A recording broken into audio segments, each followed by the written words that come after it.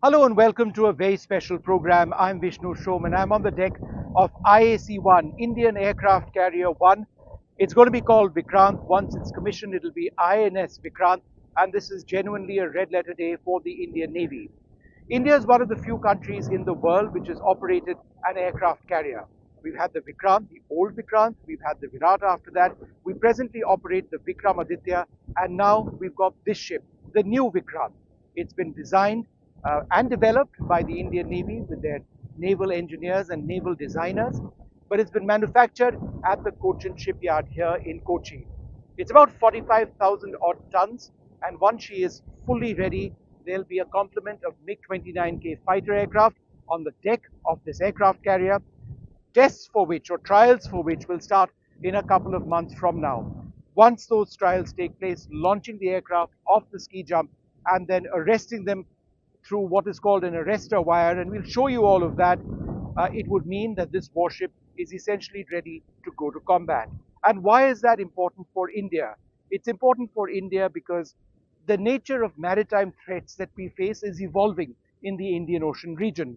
There is an increased presence of the Chinese Navy in these waters. They are expanding faster than any other navy in the world.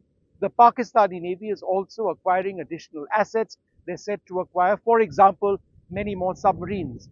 And even though India's shipbuilding program has been catching up in terms of technology, we aren't quite catching up in terms of the numbers that the Navy seeks.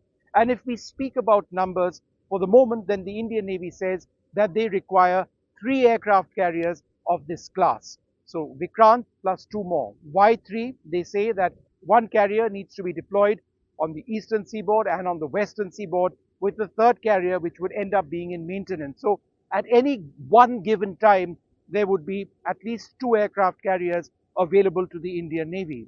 But these things don't come cheap. Vikrant has cost the exchequer, you and me, part of the rest of the country, of course, 20,000 crore rupees. And any subsequent warship, if it's actually larger than this, might actually end up costing more. Why do I say larger? I say larger because India would perhaps consider having a larger aircraft carrier so that you can have more fighter aircraft on deck, given what the Chinese are doing. They are building aircraft carriers and commissioning them, which are at least 20,000 tons larger or with greater displacement than what the Vikrant has. Be that as it may, let there be no doubt about how important this project has been for Indian engineering. This is very much the pinnacle of Atmanirbharta as far as shipbuilding is concerned. The fact that we've been able to build this with Indian steel, the fact that we've been able to design more than 76% of all the systems on board, manufacture them by Indian companies, integrate a host of systems, Indian and Western systems, Russian systems as well, onto this platform, is an example, or it really showcases the maturity of the Indian Navy and its engineering, or the engineering prowess of, say, Cochin Shipyard in bringing it all together. But the road ahead is not going to be easy. It never is for something as complicated as this, as sophisticated as this.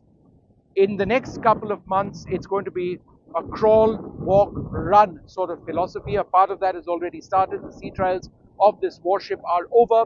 But in the next couple of months, they're going to be the entire complement of landings and takeoffs. And that's very critical because at the end of the day, that's what the aircraft carrier was designed for, to embark aircraft.